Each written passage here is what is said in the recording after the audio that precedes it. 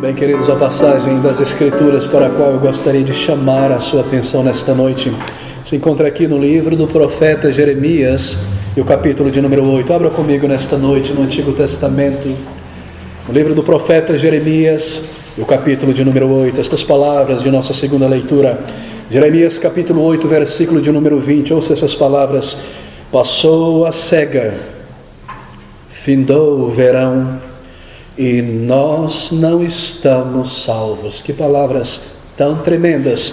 O título desta mensagem nesta noite não poderia ser nenhum outro senão: você já foi salvo.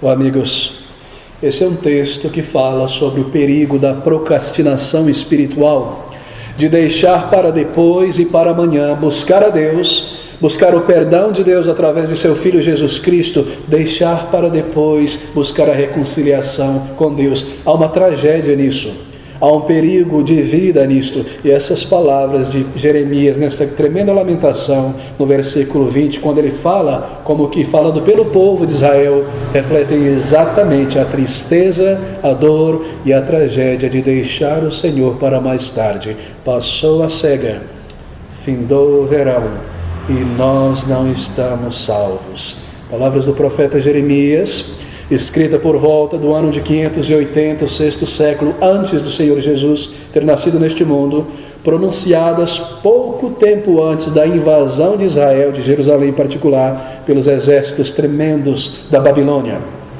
Bem, Jeremias é o profeta do Senhor, que fora chamado por Deus, na juventude ainda, para ser a voz de Deus em Israel, em particular dirigido ao reino do sul, Jerusalém, Judeia, para pregar a palavra de Deus àquele povo, para trazer advertências àquela nação que já naquela época tinha se afastado de Deus, de seu Criador, dos mandamentos e da lei do Senhor.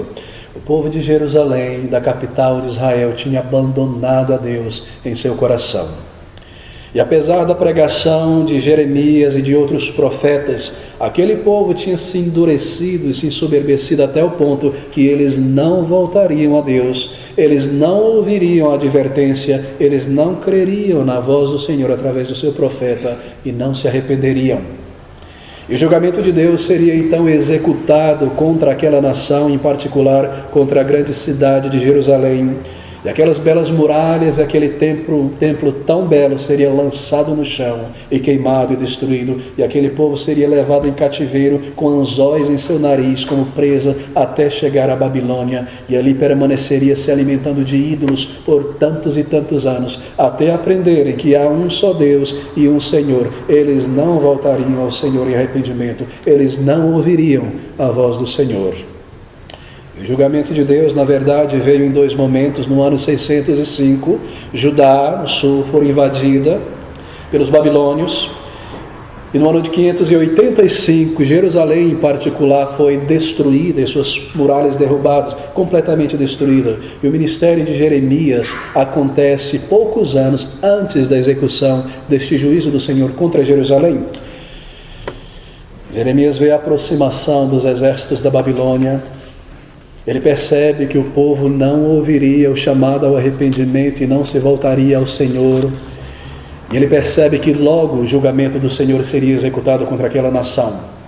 E com um coração tão pesado de tristeza por aquele povo, no versículo de número 20, tendo visto o fim, tendo visto as épocas de exortação, as várias mensagens, a estação própria de arrependimento, o dia de arrepender ter sido empurrado para trás pelo povo, então ele diz essas palavras: passou-se a cega, findou-se o verão, e nós não estamos salvos. Que palavras! Todo este tempo de advertência já passou, e nós não nos arrependemos de nossos pecados. Ele fala como que pronunciando pelo povo: nós continuamos condenados. Nós não nos arrependemos e abandonamos nossos ídolos e nos voltamos a Deus, a Jeová, o Senhor. O julgamento de Deus está próximo e esse povo está perdido e nós não estamos libertos. E lá vem o julgamento do Senhor. Bem, ali estavam os exércitos da Babilônia, muito próximo. E eles começaram a sentir o perigo que os cercavam como nação, uma nação tão pequena, Deus havia advertido e ali estava próximo a hora da condenação, mas ainda assim, mesmo sabendo, sendo informado pelos seus vigias que os exércitos da Babilônia, o maior dos exércitos da época, estava chegando, eles simplesmente não se lembraram do Senhor, eles simplesmente não desejavam se arrepender. E continuavam a sua idolatria, e continuavam e persistiam a queimar incenso aos Balaíns e aos deuses dos cananeus, dos heteus, dos fariseus e de todas aquelas nações em volta, e a se entregar à cobiça, e à mentira, e à violência, e à avareza. E a função dos profetas, que era representar a voz de Deus e urgir ao arrependimento, tinha sido abandonado. E o que ele faz então é lançar contra aquele povo 3 acusações e levantar por eles 3 lamentações. Ele acusa o povo de sua idolatria, de virarem as costas para o Deus verdadeiro que os seus pais conheciam, e quebrarem os mandamentos de Deus, e pecarem contra o Senhor, e abandonarem o seu culto e os seus comandos. E ele então lamenta por aquele povo, ele chora por aquele povo, pela destruição, pela miséria e pela tragédia que tomaria conta daquela nação. Ele acusa aquele povo primeiramente de ter rejeitado o Deus verdadeiro, de desprezarem os mandamentos do Senhor. Ele diz isso no versículo de número 5 e no versículo de número 6. Porque, pois, se desvia este povo de Jerusalém como uma apostasia tão contínua? Persiste no engano, não quer voltar. Eu escutei e ouvi, não falam o que é reto, ninguém há que se arrependa da sua maldade, dizendo, eles dizem, o que é que eu fiz? Cada um se desvia na sua carreira, como um cavalo se arremete com ímpeto para a batalha, não sabe que irá morrer. Então ele acusa os sacerdotes e os escribas, os líderes religiosos daquela nação, que deveriam representar a Deus, de terem traído o seu ofício, e de terem ensinado mentiras àquele povo. E no versículo 8 e no versículo 9 ele está fazendo exatamente isso. Como, pois, dizeis vós, nós somos sábios, e a lei do Senhor está conosco, eis que em vão tem trabalhado a falsa pena dos escribas. E no versículo seguinte, os sábios são envergonhados, espantados e presos, eis que rejeitaram a palavra do Senhor. Que sabedoria, pois, têm eles. E no versículo 11, e curaram a ferida da filha de meu povo levianamente, dizendo, paz, paz, quando não há paz. Tendo a responsabilidade de dizer pecado, arrependimento, eles diziam, tudo está bem. Como um enfermo que vai ao médico com feridas em seu corpo, com sintomas de um câncer, e o médico diz, você está bem, tudo isso é psicológico, não se preocupe, paz, está tudo bem entre nós e Deus. Quando os exércitos da Babilônia já se aproximam, não temam, diziam os profetas e diziam os sacerdotes daquela época, e Jeremias levanta essa acusação contra aqueles homens. E então, por último, ele acusa toda a nação de Israel e de Judá em particular a recusar se arrepender, a recusar voltar-se ao seu Deus, a recusar clamar a Ele por perdão e misericórdia. O versículo de número 6, nós lemos a respeito disso mais uma vez.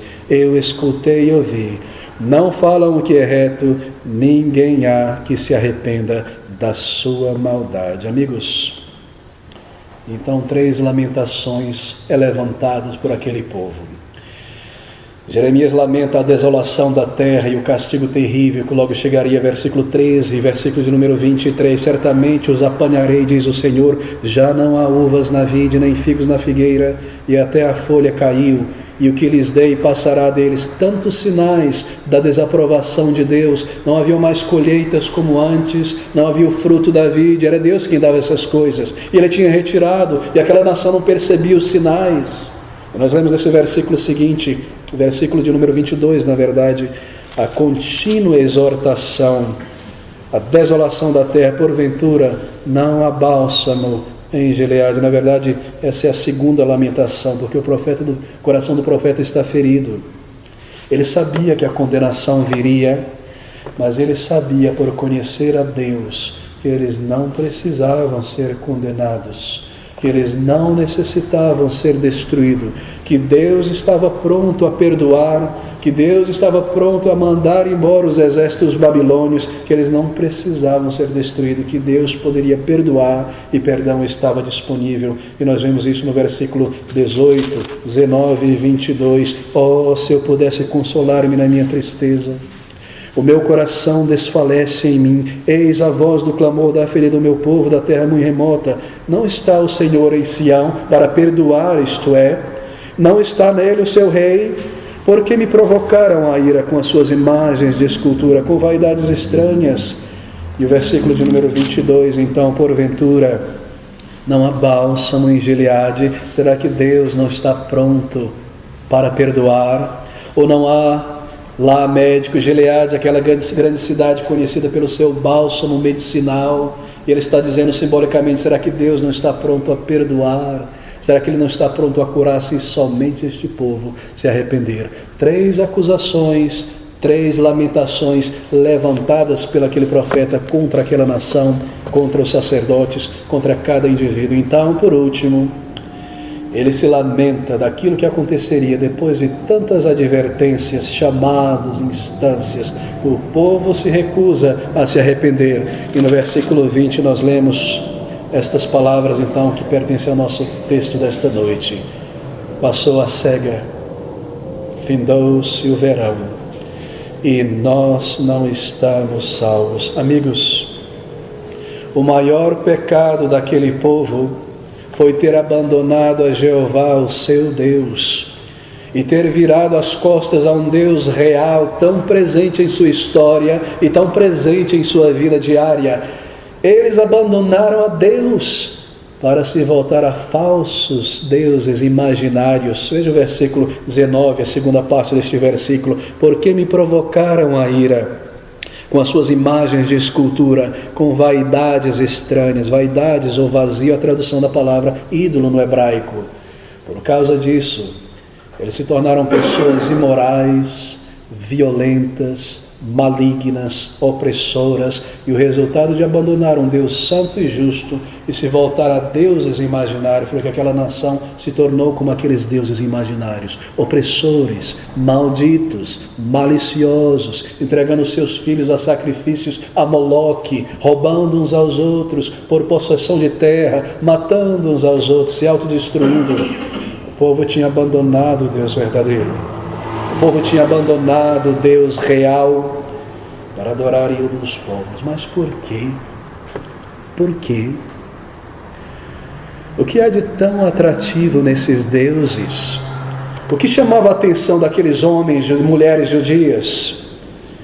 Porque eles se voltariam aos deuses e aos ídolos daquelas nações que o cercavam. O que havia de tão especial? O que havia de tão atrativo? Por que isso? Bem, amigos, a razão é que um Deus falso, ou um Deus irreal, um Deus criado de acordo com a minha imaginação, é algo muito atrativo. Porque um Deus inexistente, um ídolo de barro, de pedra, um mosaico, uma pintura, ele não tem padrões morais. A razão é que um falso Deus, um Deus inexistente, ele te dá liberdade moral. Aqueles ídolos pagãos das nações em volta não possuíam um código moral, eles não tinham 10 mandamentos, eles não proibiam o pecado, eles não tinham padrões morais elevados para o povo. Aqueles deuses dos cananeus, dos egípcios, dos gregos, dos romanos, daquelas nações em voltas, eles não tinham padrões elevados de excelência moral e de uma vida reta. Oh, nós podemos ter esses deuses dos cananeus. Vejam como eles são, essas nações. Vejam os deuses deles. Nós podemos ter esses deuses e ainda assim seguir em frente, fazendo tudo o que nós desejamos. Aqueles deuses com D minúsculo, eles não proibiam, por exemplo, a imoralidade. Eles não questionavam a avareza do adorador ou do fiel. Mas Jeová era santo. Jeová era excelso. Ele possuía um código de moral que diz: não matarás, não furtarás. Mas esses deuses me dizem que não há problema matar. Se eu puder ter vantagem, Ele não vai me proibir, Ele não vai me condenar por essas coisas. Eu posso ter um Deus e ao mesmo tempo eu posso viver os meus pecados. Daí serem tão atrativos aqueles deuses das nações. Os deuses dos povos não me restringiam, mas havia algo mais que atraía a atenção daquele povo. Bem, se oferecer alguma coisa a esses ídolos, um sacrifício de um animal, alguma oferta financeira, ou mesmo alguma coisa preciosa para mim, como um filho, um bebê nas mãos desse ídolo, e queimar essa criança, esse ídolo, ou qualquer coisa, Ele vai me dar prosperidade, e vai haver chuvas, eu vou ter colheita, Ele vai me livrar dos meus inimigos, e a minha nação vai ser próspera, e minha casa também, eu vou ter saúde, eu vou ter boa colheita, eu vou ter vitória e conquista. Veja os egípcios lá embaixo no sul, eles diziam: quantos deuses aquela nação possui, não é? Deuses de todo tipo, um sapo é um deus, uma cutia é um deus, um jacaré é um deus, o sol é um deus. Eles são uma nação tão rica e tão esplêndida, eles fazem o que querem, eles têm seus bacanais e suas orgias, e há tanta coisa que o nosso coração deseja. E esses deuses não impedem de ter todo o prazer possível que eles desejam. Os deuses deles não se importam com o pecado deles. Veja os gregos, que povo elevado de conhecimento, eles adoram todo tipo de coisa. E essa é a atração dos ídolos, dos falsos deuses. E é nesse ponto, meus amigos, que estas palavras de Jeremias percorrem os séculos e chegam até nós hoje e começam a falar com você e comigo nesta noite, nesta cidade de São Paulo. Porque assim é a nossa sociedade presente em nossos dias. Nós somos homens e mulheres idólatras antes da conversão. Tudo que nos importa é o ganho e é o prazer que nós podemos extrair desta vida e o patamar social que eu possa alcançar e o lugar onde eu possa chegar neste mundo, os meus prazeres. Mas Deus existe, eu digo a mim mesmo. A minha consciência me diz que há um Deus. Eu não posso pisar sobre isso, eu não posso desprogramar a minha alma e imaginar e viver como se não existisse um Deus. Eu sei, dentro de mim, que existe um Criador, que as coisas não vieram do nada, mas eu sou um pecador. O que eu posso fazer então para aplacar a minha necessidade de Deus e manter os meus pecados e a minha rebelião contra Deus? Bem, eu vou fazer isso. Eu vou criar os meus deuses imaginários. E se eu tenho que ter uma religião, me dê uma religião que me dê liberdade moral para o pecado. Eu tenho uma ânsia por Deus, eu necessito de comunicação com Deus, religião, esse é o significado de religião, religare. Mas eu quero muito viver longe de Deus e viver nos meus pecados, e seguir em frente na minha avareza e na minha imoralidade, praticar as minhas mentiras e tomar conta da minha própria vida e determinar o meu destino e fazer as coisas que eu quero. O que eu vou fazer? Bem, eu preciso de uma religião que me dê liberdade moral. Eu preciso de uma religião que me diga que Deus não faz caso dos meus pecados, que eu posso pular o carnaval e trair todo tipo de pessoa, mas na quarta-feira é só jogar uma cinza na minha testa e tudo está bem. Eu posso amar o pecado e ter Deus a meu tempo. Não é maravilhoso? Deus não se importa com o pecado. Eu preciso de um Deus que não seja santo. Eu preciso de um Deus que não puna o pecado. Eu preciso de um Deus que eu possa controlar, e se esse Deus não me obedece, eu ponho ele atrás da porta, eu penduro ele de cabeça para baixo, eu tranco ele em algum lugar. Esse é o Deus que eu desejo, porque eu sou um pecador. Uma religião, essa que eu quero, uma que me permita alimentar a minha ganância, a minha avareza e imoralidade, e ainda assim me promete um lugar garantido no céu. Contanto que eu faça alguma oferta especial, suba alguma escadaria de joelho, pule alguma fogueira santa, ande por algum vale de sal, faça qualquer coisa, me diga o que eu faço, contanto que eu continue em meus pecados. Essa é a atração dos ídolos e dos falsos deuses e das falsas religiões. Eu quero a religião falsa, eu quero um caminho falso e fácil. Eu quero um Deus fraco que eu possa vencer e convencer na minha mente que estou bem, que está tudo ok com o meu pecado, que no final das contas Ele vai me aceitar no céu como eu estou, mesmo sem ter me arrependido de meus pecados e os abandonado. Eu quero um Deus que não seja santo e que não se importe com os meus pecados. Tudo bem para mim ter que frequentar uma igreja. É um negócio pesado essa coisa de frequentar a igreja. Mas eu quero uma igreja que me faça prosperar e ficar rico materialmente neste mundo. Eu quero uma igreja que não espere de mim nada mais do que uma oferta financeira ou bater o ponto aos domingos ali, mas me dê em troca a religião da prosperidade, da saúde, da riqueza.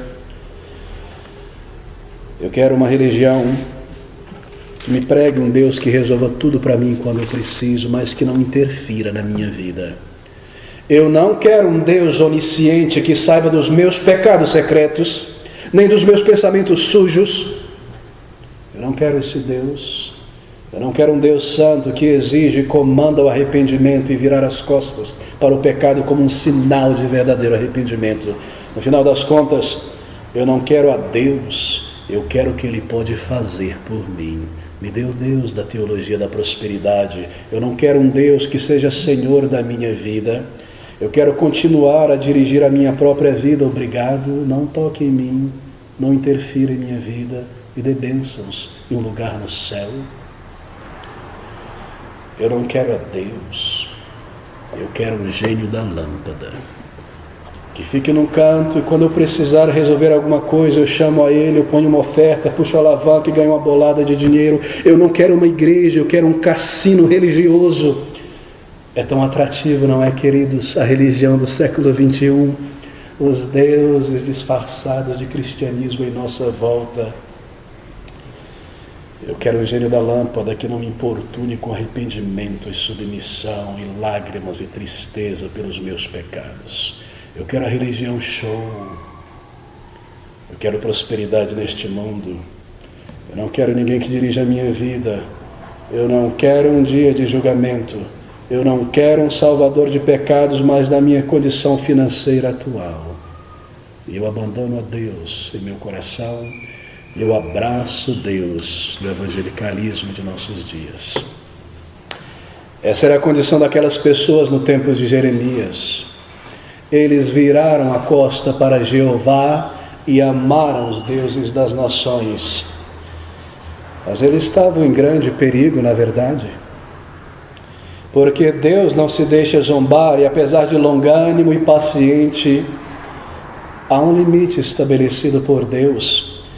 E o castigo de Deus contra aquele povo e a idolatria daquele povo já era real e já se aproximava, e eles simplesmente não queriam saber de Deus. E os exércitos da Babilônia já se preparavam para invadir Jerusalém, e você já leu a respeito disso na história secular. Isso fora profetizado, advertido, urgido, mas eles desprezaram, eles não creram. Amigos, você percebe que é a mesma coisa com você e comigo nesta noite. Apesar da longanimidade de Deus ao longo de tantos anos em tua vida, apesar da paciência de Deus, Ele tem um limite estabelecido. E a palavra de Deus nos diz que ao homem está determinado um dia morrer, então o julgamento. O limite é a morte. Enquanto você está vivo aqui, Deus chama a tua consciência e diz: se arrependa, volte-se ao meu Filho Jesus Cristo Salvador. Tudo está bem, Deus? Eu tenho saúde? A família está ok? Não consigo pressentir nenhum julgamento vindouro. Você percebe que é a mesma coisa. Aquele povo conhecia a história da sua nação, como Deus tinha intervido tantas vezes naquela nação. Mas os líderes convenceram o povo de que tudo estava bem. Os babilônios, o maior império da época, estava preparado para se aproximar de Israel e tomar conta daquela nação e colocar no chão e no pó toda aquela cidade de Jerusalém. Mas eles foram tomados de surpresa, não é? quando eles ouviram os cavalos e a poeira subindo, e distante o fogo e a fumaça das colheitas sendo destruídas pelos soldados babilônios que se aproximavam em suas multidões armadas e bem preparadas para derrubar Jerusalém, eles desprezaram centenas de advertências. Essa mensagem é para nós hoje. Não é uma mera ilustração curiosa sobre a história de Israel. Por que ela é para nós? Porque nós somos exatamente como os judeus daquela época. Quantas vezes você já ouviu o chamado do Evangelho? Quantos mensageiros Deus já enviou à tua vida? Eu vou te dizer. Você já viu pessoas que foram convertidas e tão transformadas no caráter, e você soube que isso não foi deles mesmos, não foi ela, não foi ele, foi Deus. Esse é um mensageiro de Deus na tua vida, dizendo que você também precisa se arrepender. E o que você fez? Sai de mim, deixa eu seguir a minha vida. Então Deus envia o mensageiro da morte, um amigo, um parente, uma pessoa próxima que parte para a eternidade. Neste momento você sente a brevidade da vida e a eternidade da alma. Mas a dor se foi, e as semanas passam, e você envia para longe o mensageiro de Deus à tua consciência. E às vezes há aquelas pontadas na consciência sobre o pecado, um senso de culpa. Porque eu falei isso? Porque eu fui tão mesquinho? Porque eu fui tão avarento e duro? Porque eu traí pessoas em contratos? Um senso de culpa, de pecaminosidade. E você passou por cima desse mensageiro. E em vez de se arrepender e buscar o Salvador, você pôs de lado e diz: está tudo bem, Deus não me destruiu ainda, Ele não me condenou, eu posso continuar a pecar, nada aconteceu. Aqueles líderes convenceram o povo que tudo estava bem.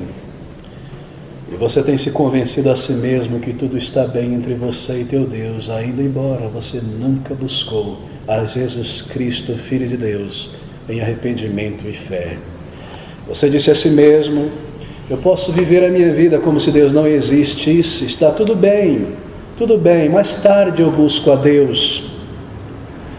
Eu posso seguir em frente. Você argumentou: quando eu ver que as coisas estão pretas, que está tudo mal, que as coisas estão começando a acontecer, de repente eu vou começar a me atinar e a buscar a Deus. Mas a palavra de Deus diz: buscai ao Senhor enquanto se pode achar. Você conhece o dia de amanhã, amigo? Ontem nós não temos mais. O amanhã pode vir a ser que talvez não seja. Você só tem hoje, enquanto o Espírito de Deus te chama ao arrependimento e à fé no Salvador. Será que você deixará para o próximo domingo? Arrepender-se diante do Senhor e clamar por perdão e vida e salvação. Pastor, no final das contas, sabe, Deus é amor. Ele não vai me lançar no inferno. Eu não sou um Hitler, um Stalin. Eu não sou tão mal quanto ela, aquela minha vizinha lá, aquele meu vizinho. No final tudo estará bem. Mas amigos, ouça essa palavra do Senhor: todas as nossas justiças são como trapos de imundície. Nós não temos crédito moral para comprar a salvação. Foi por isso que Ele enviou um Salvador a este mundo. A morte está mais próxima do que nós imaginamos. O dia de prestar conta logo chegará. E se você, tendo ouvido a palavra de Deus tantas e tantas vezes, ainda não veio a Ele, essa é a sua condição nesta noite. Você ainda não está salvo da ira de Deus e do julgamento que Ele tem preparado para todo homem e mulher que nunca buscou Jesus Cristo, seu Filho, para a salvação. Os líderes daquela nação convenceram aquele povo de que tudo estava bem. Eles tinham as suas fortalezas. Eles tinham um enorme muro cercando toda Jerusalém. Jerusalém construída sobre aqueles montes, não é Sião. Para chegar ali você precisava subir. Aqueles exércitos jamais chegariam a Jerusalém. Eles diziam, eles argumentavam. Mas quando os babilônios chegaram com sua alta tecnologia bélica, e com lanças, com pedras imensas incendiárias, derrubando de uma vez aquela muralha, e aqueles muros foram ao chão, então o coração deles se derreteu, mas não em arrependimento. E nós pensamos como aqueles judeus, na verdade, E nós dizemos assim: eu sei o caminho para Deus, eu já ouvi a palavra de Deus tantas vezes, tudo está bem, eu estou ok, a minha saúde está ok, a morte está tão longe, ainda tenho mais 20, 30, 40 anos de vida. Quando as coisas começarem a se apertar, eu vou buscar a Deus. O Senhor Jesus Cristo diz: estreita é a porta e apertada o caminho que leva à vida, poucos há o que encontram. Se você não busca a Deus enquanto Ele fala a tua consciência, te chamando ao arrependimento, quanto muito menos quando o orgulho tiver dominado o teu coração e esta vida for tão grande e bela para você, se você não busca quando sente a necessidade, quanto muito mais ou menos quando os anos se passarem e você estiver preso a tantas coisas nesta vida. Oh amigos, não diga a si mesmo: eu tenho os meus bons pontos, e quando chegar naquele dia de me apresentar diante de Deus, eu vou tirar da minha manga este ponto. Senhor, um dia eu fiz isso, e um dia eu dei uma cadeira de roda para alguém, e eu estive ali na igreja cantando no coral. Senhor, eu não era uma boa pessoa maravilhosa como tantas pessoas, mas não era assim tão mal. Você se imagina poder convencer a Deus com palavras como essas? Ouça as palavras do Senhor: eu não posso dizer que a culpa foi de outros, que foi da sociedade. Você descobrirá pela primeira vez que Deus é santo e Ele é justo, e porque Ele é justo, Ele deve julgar, senão Ele deixaria de ser justo. Oh amigos, diz a palavra de Deus que pela graça de Deus nós somos salvos. E é por meio da fé em Jesus Cristo, não por supostas boas obras ou religiosidade ou mérito algum. Os líderes convenceram aquele povo de que o templo não poderia ser destruído. Sabe o que eles disseram para convencer as pessoas? Deus não vai permitir que a sua própria casa seja pisada por gentios. Deus não vai permitir que este templo, onde Ele baixou numa nuvem de glória, seja destruído por idólatras. Deus certamente preservará Jerusalém. Nós estamos seguros. Paz, paz, meu povo. Então nós vemos aquelas pedras serem derrubadas, e aquelas madeiras de cedro serem torradas em pedaços, enviado pelo próprio Senhor, que não habita em casas feitas por mãos de homens.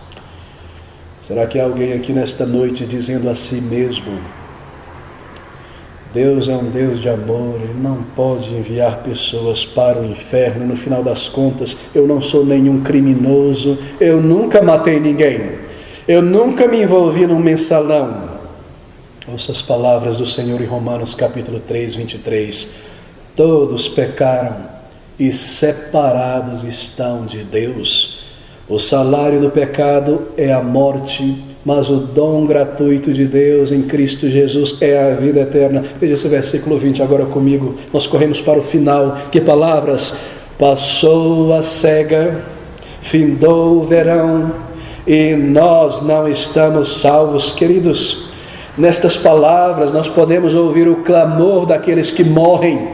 Passou a cega, findou o verão, nós não estamos salvos. Aqui você ouve os pesares dos perdidos, aqui você ouve a angústia dos que perecem. Nós não estamos salvos, nós não estamos salvos. Que coisa terrível é não estar salvo. E a salvação é algo tão importante, tão vital. Se você pudesse julgar alguma coisa pela sua preciosidade, a salvação é a coisa mais preciosa que uma pessoa pode obter nesta vida.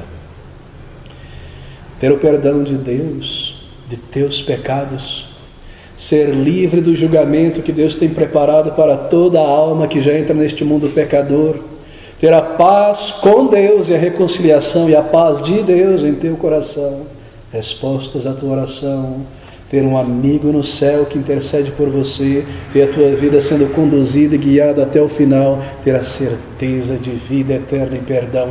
Tudo isso é o resultado da salvação. Não há algo mais precioso neste mundo do que buscar e encontrar a salvação. E coisa ser terrível é saber que uma pessoa poderia estar tão próxima dos seus dias finais e destinada à condenação, E tudo isso porque ele escolheu desprezar o convite de perdão e vida eterna do Senhor Jesus. Alguns anos atrás, houve uma das maiores tragédias no Brasil, em uma boate no sul do Brasil chamada Kiss. Centenas de jovens e adolescentes. E naquela noite em que aqueles jovens se preparavam para ir àquela boate, na frente dos seus espelhos, com seus perfumes e a sua melhor roupa, eles simplesmente desejavam uma noite de lazer e algum desfrute pessoal. E na seguinte semana, eles voltariam às suas universidades e aos seus trabalhos, tudo planejado, tudo preparado. Mas onde eles estão hoje? Na eternidade. Onde estará você amanhã? Tudo está planejado para amanhã e esta semana, mas você ainda não está salvo. Você ainda não confessou ao Senhor os teus pecados. Você ainda não clamou por vida e por perdão. Você ainda não dobrou o joelho diante de Jesus Cristo, Senhor, e pediu a Ele por perdão e vida e salvação. Você continua a postergar e a se agarrar ao teu pecado. Amigos, que dará um homem pela sua alma, diz a palavra de Deus, que você poderia trocar ou pagar pelo resgate eterno de sua alma. Diz esse versículo 20, passou a cega, ouça essas palavras, findou o verão e nós não estamos ainda salvos. A cega é a colheita que é feita no verão. A cega, a colheita, tudo isso marcava a passagem do ano para o povo de Israel. Houveram tantas oportunidades de se arrepender e de clamar por salvação, e eles deixaram para trás cada uma delas. Quantas vezes você já ouviu o chamado do Evangelho? Quantas vezes você já ouviu aquela pequena voz na consciência te dizendo: pare e se arrependa enquanto há tempo? Quantas vezes o Evangelho falou ao teu coração e você desejou encontrar paz com Deus e ter certeza de vida eterna, e você deixou para a semana seguinte, e na semana seguinte para o mês seguinte, e para a próxima semana? Quantas vezes você sentiu da parte de Deus o perigo de terminar teus dias sem certeza de salvação? Passou a cega. A infância, a primavera da vida já passou e você não é mais uma criança. E você não foi salvo. A juventude já corre para o seu final e você ainda não foi salvo. A idade adulta já chega ao seu final e a velhice está aí. Talvez o inverno para muitos já chegou em muitos aspectos e você ainda não foi salvo. A carreira já foi completa, os estudos secundários ou universitários, você talvez já se casou, aquele plano X, aquele plano Y, e você não achou certeza de perdão até agora. Passou-se a cega, findou o verão, e nós não estamos salvos. Salvação, amigos, reconciliação com Deus, é uma questão de entender o problema. Você sabe qual é o problema? O problema é que eu sou um pecador e eu tenho ofendido a Deus. E eu tenho tomado a minha vida e a minha inteligência, os meus anos e o meu corpo e tudo que eu tenho e vivido para mim mesmo, como se não existisse um Deus, como se eu não devesse a Ele culto e adoração e buscá-lo e servi-lo. Eu tenho roubado de Deus e me rebelado contra Deus. E há também aqueles pensamentos mesquinhos e malignos, impuros, sujos e podres, que diante de Deus sobem a cada dia, e as coisas que eu já roubei, e as pessoas que eu já assassinei por fofoca e por palavras, e as oportunidades de outrem que eu já roubei, todos os meus pecados diante de um Deus justo e santo, que deve me julgar por ser justo. Deus é santo. E Ele determinou um dia em que nós entraremos na presença dEle para trazer conta da maneira como nós vivemos. E se você é um pecador e eu um pecador, você não pode fugir da presença de Deus. Um homem um dia tentou fazer isso, ele disse a si mesmo: se eu subir ao céu, tu está aí. Se eu descer no abismo, tu está ali. Se eu tomar as asas da alva e voar para o infinito do horizonte, ali tu estás também. Para onde eu posso ir que Deus não esteja? E como um pecador, você imagina que pode fugir de Deus, que vê todas as coisas e que um dia te chamará à presença dele. Há um dia marcado, há um dia agendado, há um momento determinado na tua história do qual você não poderá faltar, não conseguirá desmarcar este encontro. Ao homem está determinado morrer uma só vez. Então, um dia de prestar contas ao Senhor. É um dia de julgamento. E talvez você não esteja preparado para isso. Aqui está o Evangelho agora, nessas palavras. O povo judeu não precisava ser destruído. O povo judeu não precisava ser arrasado e tirado da terra. O povo judeu não precisava ser aniquilado. Deus estava pronto a perdoar e a curar. Você percebe o Evangelho nestas palavras do versículo 22. Ouça com calma e você verá com toda a clareza possível. Porventura, ele está perguntando àquela nação: amigos, ele está dizendo, será que não há bálsamo em Gileade? Será que não há médico para curar? Porque vocês precisam morrer desta ferida do pecado? Em outras palavras, amigos, será que Jesus Cristo Salvador já não veio a este mundo? Por que você deveria morrer e ser condenado por Deus quando Ele já enviou o médico de almas e o remédio para o pecado, esse câncer que domina a tua vida? Você simplesmente precisa vir a Ele em arrependimento e pedir por cura e salvação, isto é, por perdão de pecados. Deus está apelando com você nessa noite, você percebe? Ele está dizendo: por que você deveria morrer em teus pecados? Eu já enviei meu filho a este mundo para morrer no lugar de pecadores. Porque você deveria imaginar que você pode angariar méritos por boas obras, se ele já viveu a vida perfeita de acordo com a lei, para representar pecadores. Porque você deveria ser lançado nas chamas eternas, se ele já levou sobre si mesmo o inferno, assim por dizer, de todo pecador arrependido. Porventura não há bálsamo em Gileade, porventura não há médico. Por que, pois, não se realizou a cura da ferida do meu povo? Por que então você não foi perdoado até agora? É porque você ama esta ferida, é porque ela te dá prazer. Amigo, lance fora este pecado acariciado, lance fora esse peso, essa pedra de mó que te afundará para longe de Deus, o que poderia valer mais do que a vida eterna com Deus, algumas poucas horas de prazer, alguns planos egocêntricos,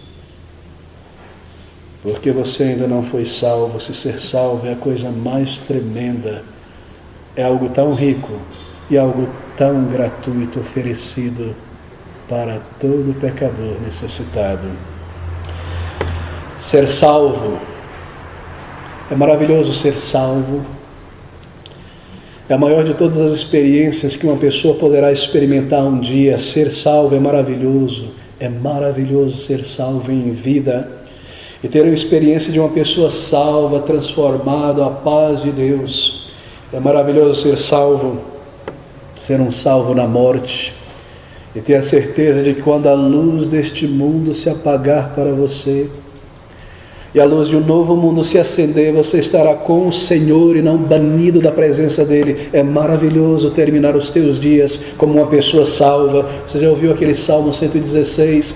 Precioso é a vista do Senhor, a morte dos seus santos. É precioso para Deus quando uma pessoa que buscou o seu filho termina os seus dias aqui. Ele será reconciliado para sempre com o Senhor na presença de seu Deus. É precioso morrer como uma pessoa salva. É maravilhoso ser um salvo na eternidade, com o povo de Deus, para sempre com o Senhor. E você ainda não está salvo. Se esse é o caso, a culpa é totalmente sua. Você simplesmente não buscou de todo o coração. Você simplesmente não se dobrou diante do Senhor em verdadeiro arrependimento. Você simplesmente rejeitou todos os avisos. Ou como motorista que segue um carro em alta velocidade por uma autoestrada e ali é uma placa na frente dizendo ponte está quebrada, não siga em frente. E ele segue em frente. E do lado de cada lado da avenida ou daquela autoestrada está um policial dizendo não vá, não vá. E outdoors, todo o placar luminoso dizendo a ponte está quebrada. E você simplesmente vai através dessas coisas para o abismo. Tantos avisos, tantas advertências, tantos chamados. Amigos, ninguém está no inferno por acidente ou por acaso, mas por escolha e por rebelião. E ninguém está no céu por acidente e por acaso, mas foram homens e mulheres e crianças que um dia encararam o problema do seu pecado e ouviram a consciência e se aproximaram de Jesus Cristo pela fé para o perdão, para a certeza de vida eterna. O que é uma pessoa crente em Jesus Cristo, o que é um cristão? É um homem, é uma mulher que um dia encarou o seu pecado e o trouxe aos pés do Salvador para ser liberto dele e encontrar o perdão e a vida eterna. O que é uma pessoa perdida, condenada? É uma pessoa que rejeitou e que empurrou de lado todos os sinais e todo o chamado ao perdão e ao arrependimento. Se você deseja Deus e o seu perdão nesta noite, não permita que esse desejo se arrefeça em tua mente, em teu coração. Venha hoje mesmo. Ainda esta noite, procure um lugar silencioso no teu quarto, em algum lugar. Ore ao Senhor. Confesse a Ele aquilo que Ele já sabe, está te dizendo na tua consciência o tempo todo. Não há nada a esconder. Simplesmente diga a Ele: Senhor, eu sou um pecador. E se Ele tem te levado a perceber um pecado maior do que o outro, simplesmente confesse a Ele e confesse por inteiro. Não diga: Senhor, eu tenho colocado minha mão em coisas que não são pertencentes a mim. Diga: eu sou um ladrão. Eu sou um adúltero. Um idólatra. Um mentiroso, um fornicário. Perdoa a minha transgressão, purifica o meu pecado. Esse é um verdadeiro arrependimento, meu querido.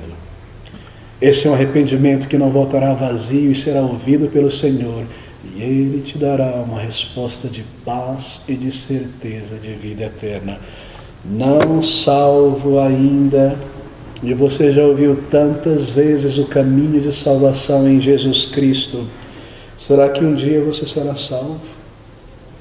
Será que um dia você encontrará um lugar de arrependimento e de verdadeira confissão e depositará em Jesus Cristo somente a certeza e a esperança da eternidade? Amigo, por que você ainda não foi salvo? Deixe-me terminar aqui. Algumas pessoas dizem o seguinte, às vezes elas vêm conversar e dizem: pastor, eu não sou salvo, porque eu não sei se eu sou um dos eleitos de Deus, pastor. Amigo, você não precisa saber disso. Sabe o que você quer fazer ao dizer isso? Eu não vou buscar o Senhor Jesus para a salvação se eu não souber se eu sou um eleito. Você está dizendo a Deus o seguinte: eu só vou buscar o perdão quando eu conseguir subir ao céu, abrir o livro da vida e descobrir se meu nome está lá. Você não precisa saber se você é um eleito. Se você tem sede, Ele te diz: vinde a mim. Simplesmente considere a tua sede. Se você se vê sujo, Ele diz: eu te lavarei. Não, isso Ele é água viva. Você tem necessidade, a água foi criada para a sede. Você tem fome, o pão foi criado para a sede. Você não precisa saber que você é um eleito. Você simplesmente precisa vir a Ele por inteiro e você saberá. Outras pessoas dizem: pastor, me falta fé, eu não consigo crer o suficiente. Amigo, por acaso você diria ao seu patrão, teu chefe: eu não consigo crer em você de verdade para ter certeza se eu devo cumprir as minhas funções aqui? Como você pode dizer a Deus: eu não posso crer em teu filho? E nesse chamado ao arrependimento e à fé, você está chamando a Deus de mentiroso. Isso prova a malignidade do teu coração. Você não pode crer na maior de todas as provas. Um dia alguém me disse: ó pastor, o melhor de Deus está por vir ainda. Ele já veio, amigo, a este mundo. É Jesus Cristo, Senhor. E se você não pode tê-lo, você não terá mais nada. Você não pode crer em Jesus Cristo. Pastor, eu tenho buscado há muito tempo, mas eu não consigo encontrar. É curioso, não é? Jesus Cristo está em busca de pecadores e você diz que está em busca dele, mas você não consegue encontrar aquele que te busca. Será que você está realmente buscando a Deus ou algo de Deus? Venha hoje, venha nesta noite.